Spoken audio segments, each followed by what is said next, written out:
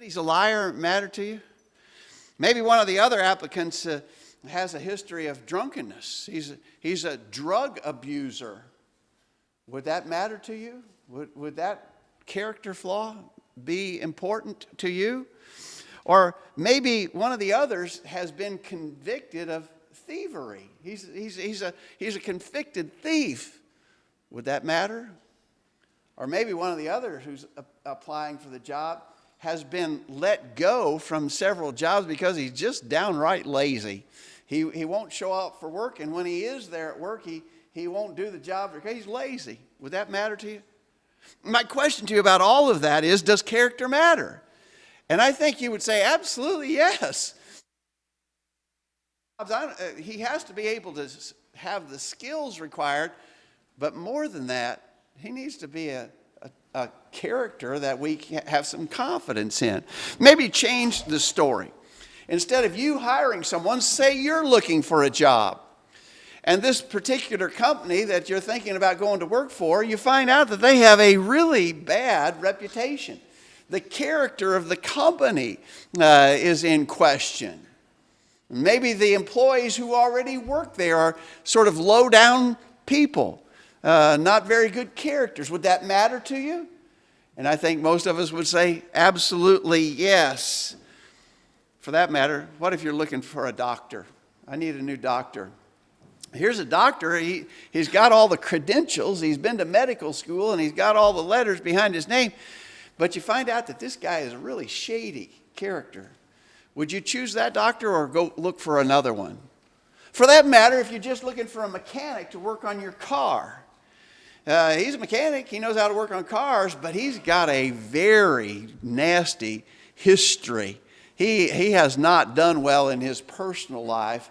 He's got lots of mistakes of character. Would a character matter even for your car mechanic? I think to all of those things we would say yes. To all of those things we would say character matters, right? Character does matter. In all kinds of things, in all sorts of decisions. We're looking for the character and the quality of the individuals we're dealing with. Character matters. I want to suggest to you that for Christians, character matters too. And we want to build our lesson upon that concept. Character is important. Character matters. We stop here just briefly to add one more word of welcome to those that have already been extended this morning. We're so glad that you're here. Picture perfect weather day in Middle Tennessee, and we are blessed to be able to spend this beautiful day coming together to worship God. It is a true blessing, and we're glad that you're here. We have a number of visitors with us this morning, and we're glad for each and every one of the visitors. We're glad that you came our way. We want you to know that. We want you to come back every time you have a chance to be here. And as always, we are open to your questions. Anything that we can help you with in Bible study, if you have some question about what we're doing here and why we're doing it the way we do it, please ask, and we'll be glad to try to answer those questions. Thanks for being with us this morning. Character matters. I think we could prove that by looking to several Bible words that stress the importance of character. For instance, one of the words that we read in the scripture is the word virtue. This word comes from the Greek word arte or arete, and it is often, almost always, translated as virtue, but a literal meaning of the word is moral excellence. Moral excellence. So you ask a question about this fellow. What's his character like? What is the character of this fella? Well, you say, man, I know him. He would never tell a lie. You could trust him with your most valuable possessions. If you had $1 million, you could entrust it to him and you wouldn't have to worry about that at all. He is the hardest worker I have ever met. He's just diligent on the job. You put all those kind of descriptives together and you would say about this fella, he has virtue. He has moral excellence. That's what virtue is. Now, I want to tell you something. For those of us who are Christians, virtue is not an option. Moral excellence is not an option. It's what we've been called to do. In that text that was read for us by Roger earlier, Notice in 2 Peter chapter 1, beginning a little earlier than where Roger's reading picked up. Look at verse 3. According as his divine power hath given unto us all things that pertain unto life and godliness, through the knowledge of him that hath called us to glory and virtue. We have been called to glory and virtue. It's what we've been called to. We haven't been called to just be average, just so-so, not too great. We haven't been called to that. We have been called to virtue, moral excellence. And then, of course, as that text goes on where Roger was reading, giving all diligence, add to your faith virtue, and to virtue knowledge, and to knowledge temperance, and to temperance patience, and to patience godliness, to godliness brotherly kindness, and to brotherly kindness charity. And so again, I want to stress to you that we have been called to this moral excellence. We haven't been called to mediocrity. We've been called to be excellent morally. Another word that we read in the Bible that would address this question of character is the word integrity. Of course, the synonym to integrity that we probably use more often is the word honesty. But the word means literally cannot be corrupted. So integrity or honesty, the real meaning of that is it cannot be corrupted. When you hear about corruption, what do you think about?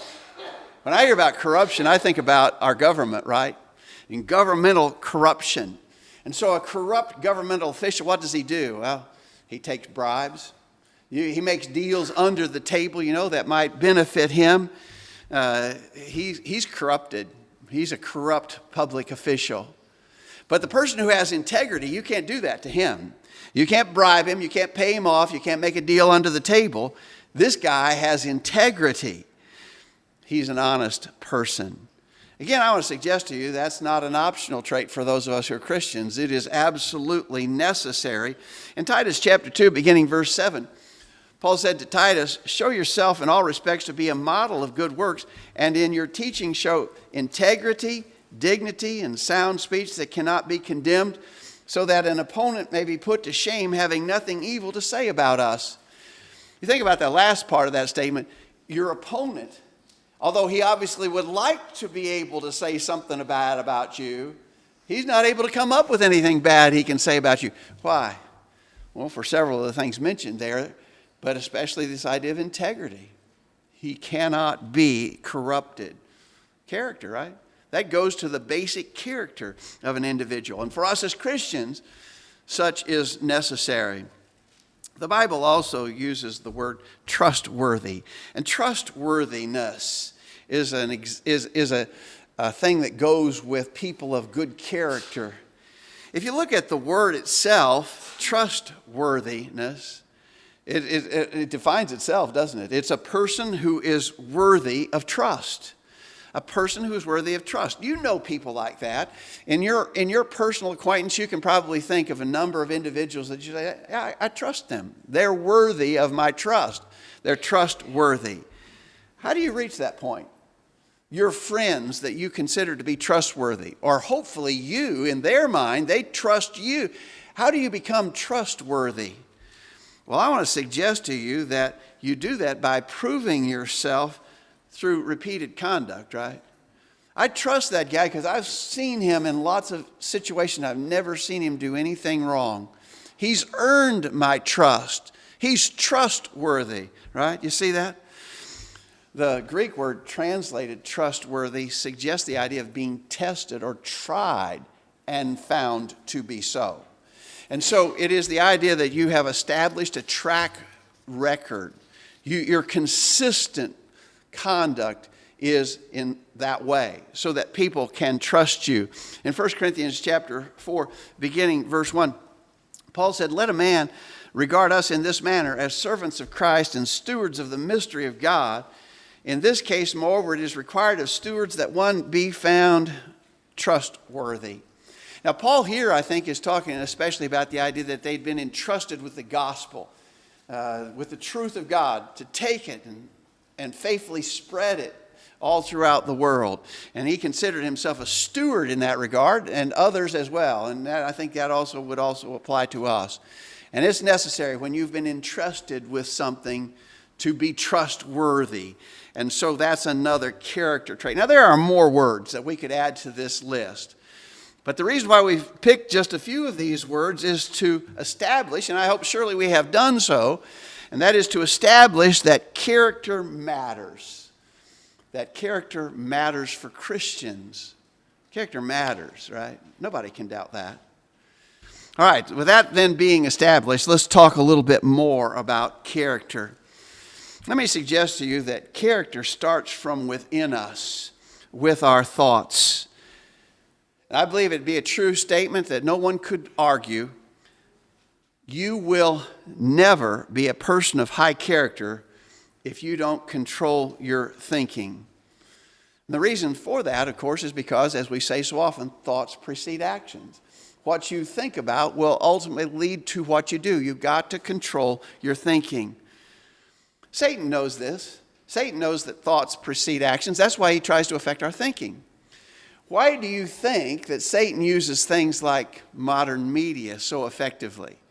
And you think about the horrible things on TV and in the movies and on the internet and in the music that people listen to.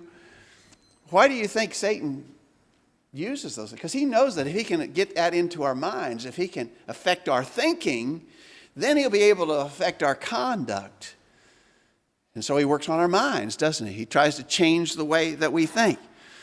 Here's another question for you. Why do you think that the liberal element in our society so strongly opposes prayer or any reference to God in our schools?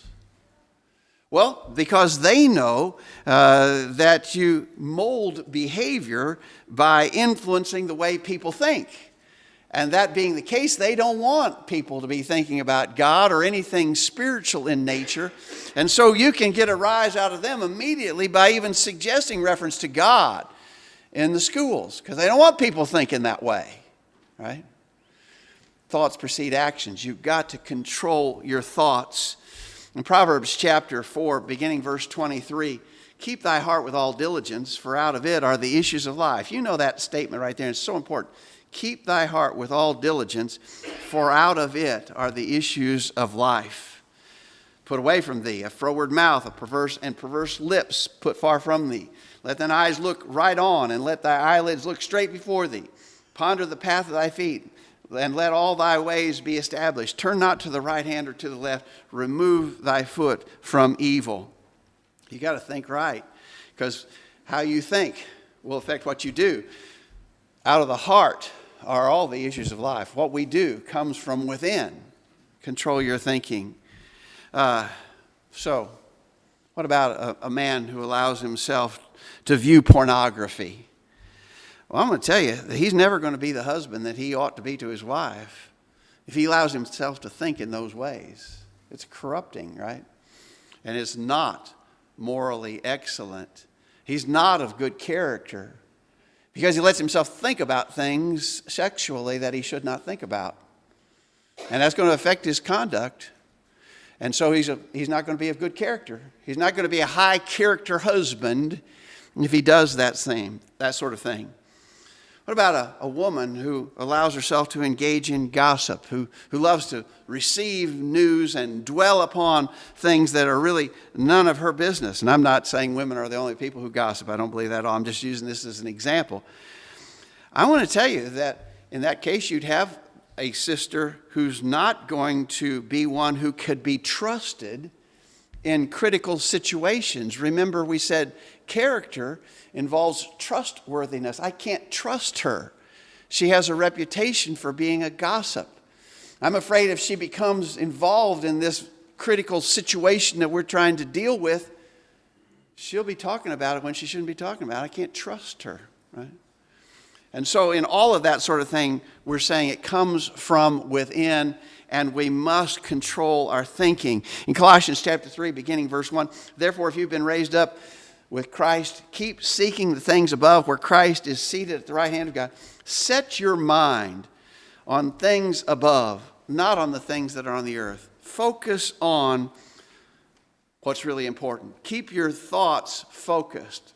Control your thinking. It clearly affects your character.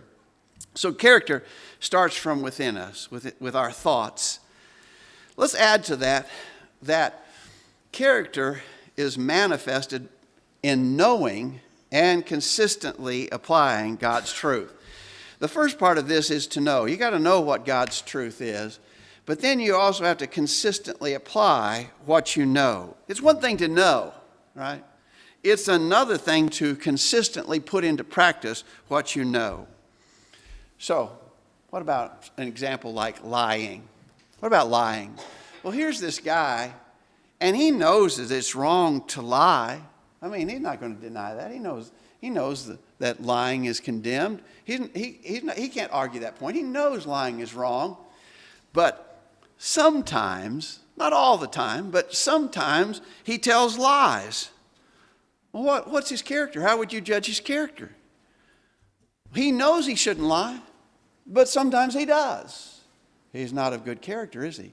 Because although he knows that he shouldn't be doing that, he doesn't consistently put that into application. In Philippians chapter 4, a text you know very well, beginning verse 8, Philippians 4, beginning verse 8, finally, brothers, whatever is true, whatever is honorable, whatever is just, whatever is pure, whatever is lovely, whatever is commendable, if there be any excellence, if there is anything worthy of praise, think about these things. What you have learned and received and heard and seen in me, practice these things, and the God of peace will be with you. Notice, he lists all the kind of positive things that we ought to be thinking about, and then he says, practice these things. Think right, do right. You've got to know and consistently put into application the things that are right.